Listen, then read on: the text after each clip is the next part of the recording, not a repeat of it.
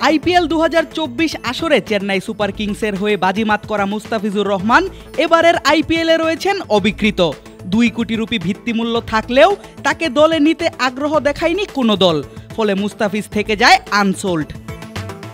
2025 আইপিএলকে সামনে রেখে সৌদি আরবের জেদ্দায় চলছে মেগা অকশন, আর সেই অকশনের দ্বিতীয় দিনে নিলামে তোলা হয় বাংলাদেশি এই পেসারকে। কিন্তু ততক্ষণে প্রায় হাত খালি হয়ে যায় 10 দলের সবারই, ফলে 2 কোটি ভিত্তিমূল্য ফিসকে কিনতে আগ্রহ দেখায়নি কোনো দল।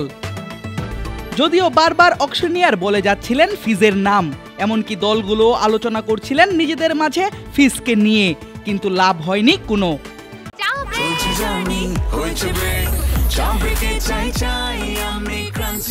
যে কোনো চা ব্রেকে 20 ক্লাব ড্রাই কেক, চায়ের সাথে আয়েশ।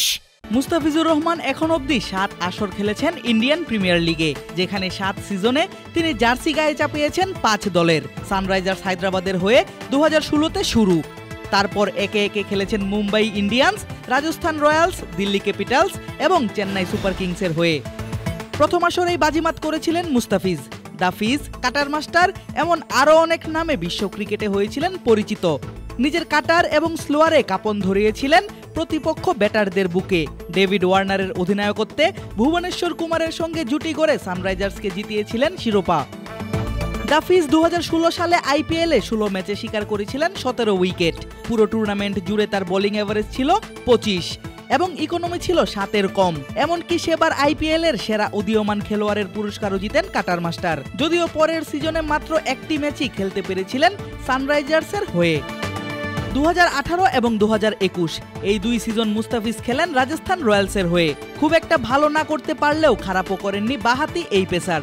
রয়্যালসের হয়ে প্রথম সিজনে 2018 সালে 7 ম্যাচে 7 এবং দ্বিতীয় সিজনে 2021 সালে 14 ম্যাচে শিকার করেন 14 উইকেট।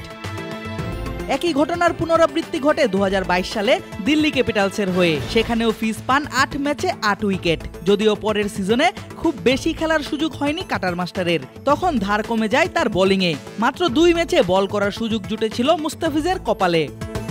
তবে বল হাতে ফিজ নিজের সেরা আসর কাটিয়েছেন চেন্নাই সুপার কিংসের হলুদ জার্সিতে। অন্তত পরিসংখ্যান সে কথাই বলে। আইপিএলের সফলতম অধিনায়ক মহেন্দ্র সিং ধোনির ছায়ায় থেকে আবারও ফিরে আসে তার হাতের সেই ক্ষুরধার বোলিং। শানিত হয় কাটার নামক অস্ত্র। 9 ম্যাচেই ফিজ শিকার করেন 14 উইকেট। এমনকি প্রথম ম্যাচে পেভিলিয়নে ফিরিয়েছিলেন 4 জন ব্যাটারকে। সর্বশেষ সিজনে লঙ্কান পেসার পাথিরানার সঙ্গে জুটি বেঁধে চেন্নাইকে বেশ ভালো কিছু ম্যাচ উপহার দেন মুস্তাফিজুর রহমান। তাই সবার আগ্রহ শুরু থেকেই ছিল আইপিএলের এই মেগা অকশনে ফিজের দল পাওয়া কিংবা না পাওয়া নিয়ে।